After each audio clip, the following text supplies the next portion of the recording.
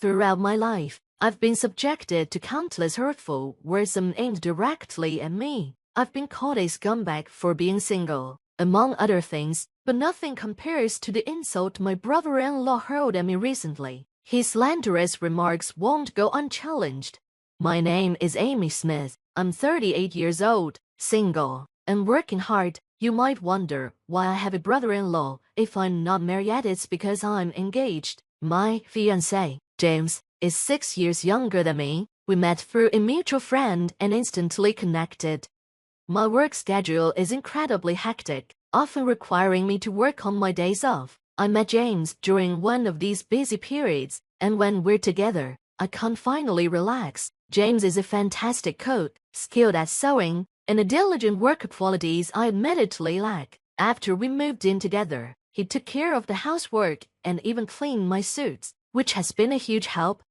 I always feel a bit guilty because I know how busy he is too, but I've reserved a table at a nice restaurant for my next day off, so we can finally enjoy a nice dinner together. It had become a regular habit for me to treat James to dinner as a way of showing appreciation for all his hard work, using the money I earned from my own efforts. I loved doing this for him. Don't worry about it, he would say. I can leave work on time, and I'm not nearly as busy as you. Besides, I do housework because I enjoy it. As we plan an upcoming family gathering, James often asked, "How are your family's plans for our meeting?" We had already met each other's parents shortly after our engagement, but we wanted to host a dinner party where both families could get to know each other better. James has one older brother, while I have two younger siblings. Instead of waiting until the wedding, both families agreed it would be nice to connect beforehand. So, we arranged a gathering that would include our parents and siblings. "I'm sorry, but my brother can't make it due to work," James explained apologetically. "I know you're also busy with work, so please accept his apologies." "Your brother is a very talented lawyer, isn't he?" I asked as James lowered his head slightly. I wish I could have met him, but if he's busy, it's understandable. We can't always meet at a wedding. I wasn't too concerned, as I felt it was most important for the couple and their parents to come together, even if siblings couldn't make it. "Just so you know, my brother can be a bit distant with people," James added, looking tense. "Even if he did come, I worry he might be rude." As the day of the party arrived, it turned out that my brother-in-law was indeed absent. James seemed visibly relieved that his brother wasn't there. With my brother and sister in attendance, the party turned out to be a pleasant and enjoyable affair. My parents-in-law and I had a great time, and my siblings seemed to get along well with James, which was a huge relief for me. It was a fantastic opportunity for both families to bond, though I couldn't help but wish I had met my brother-in-law.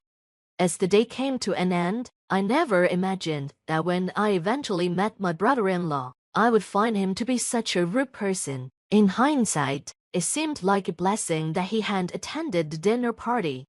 One day, my mother and I found ourselves at the university hospital. She hadn't been feeling well, and after visiting a local clinic near her home, she was referred to the hospital for a thorough examination. Although her symptoms were limited to palpitations and dizziness, I wanted to ensure her health was in check before the wedding.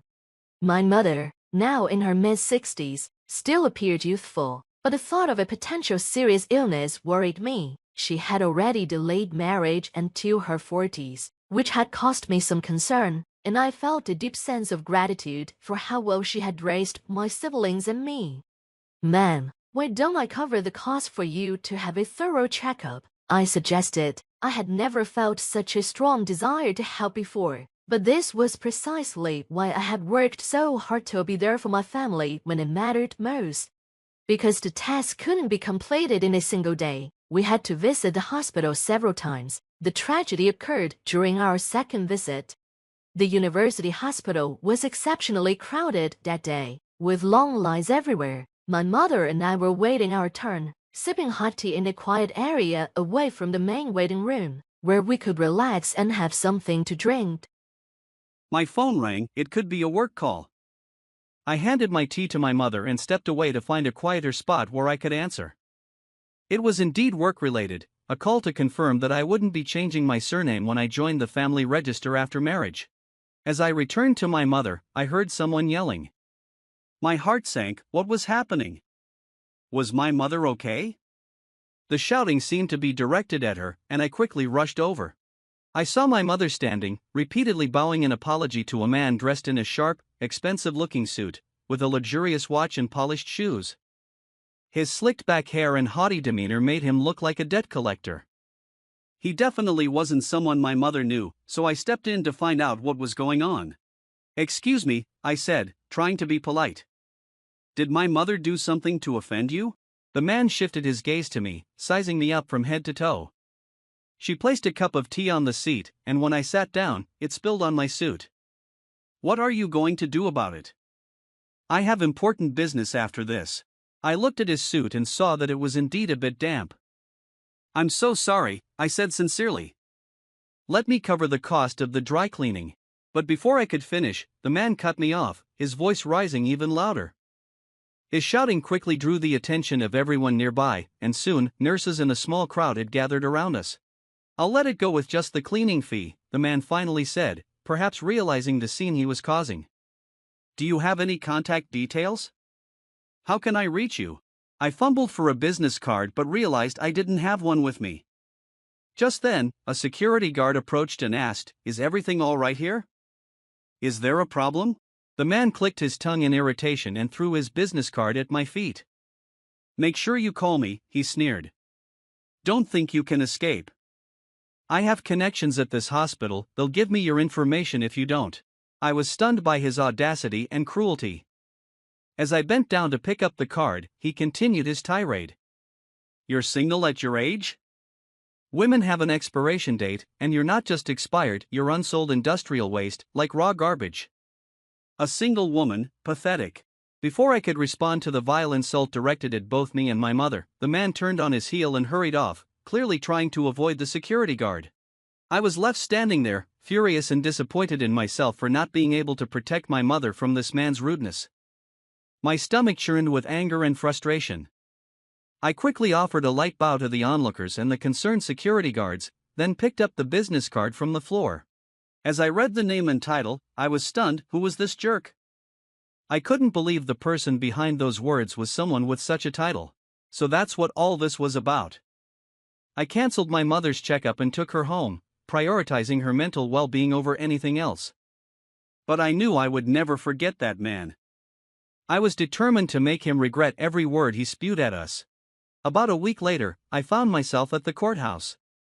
It wasn't like the dramatic court battles you see in America, where a stain on a suit leads to a lawsuit, but I had my reasons for being there. As I walked through the familiar halls, the sound of my heels echoing off the walls, I spotted a man I recognized approaching from the far end of the corridor. I knew it was him.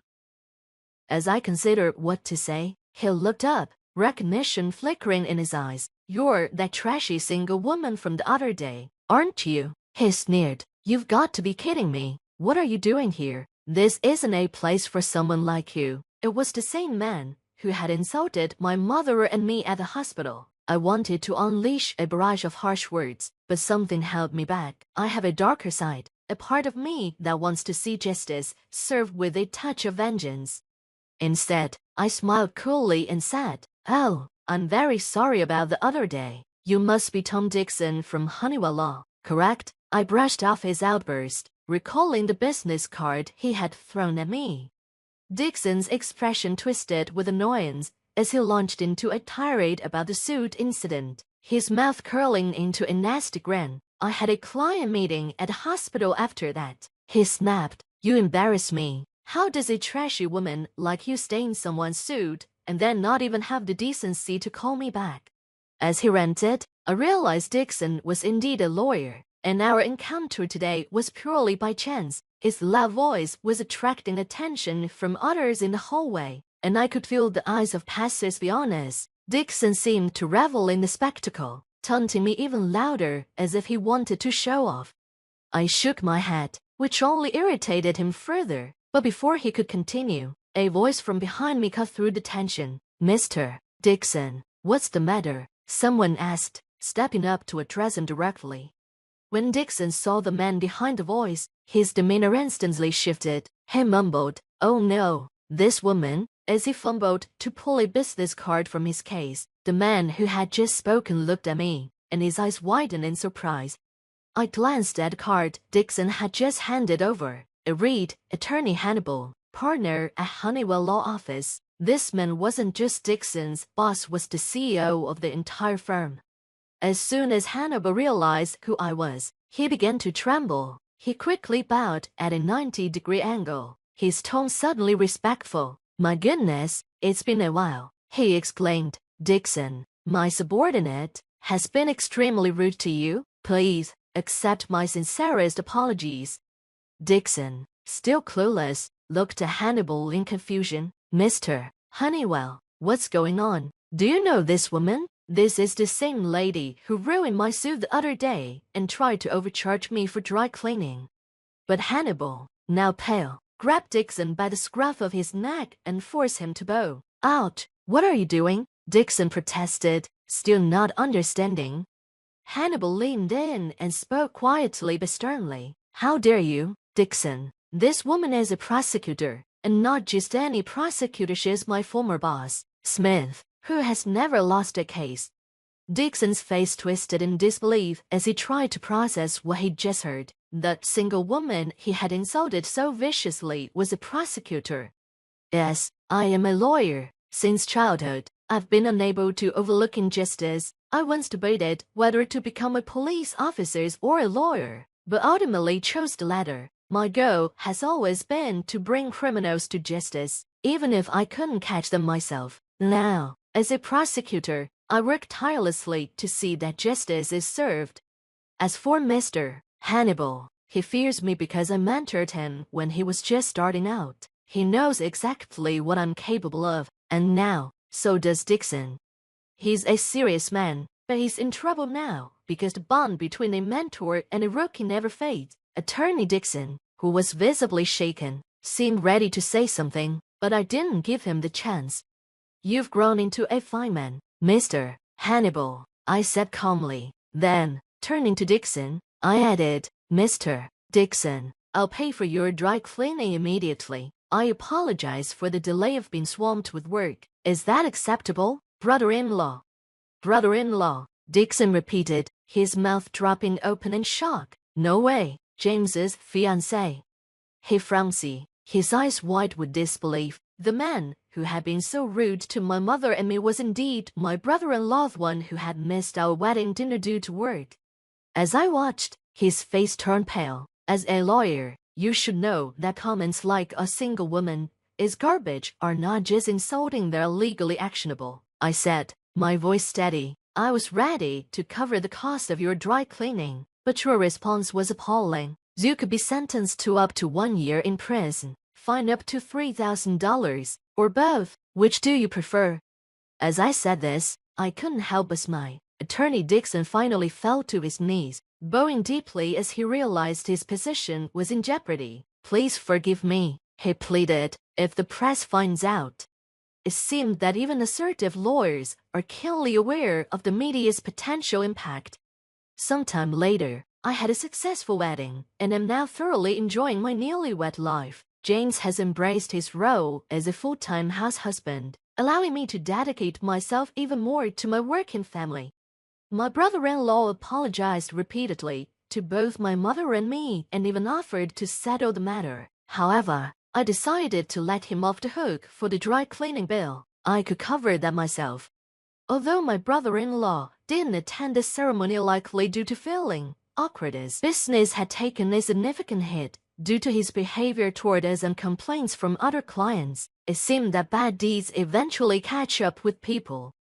I promised myself that I would cherish and protect the life I've built, ensuring that my family and I continue to support each other through everything.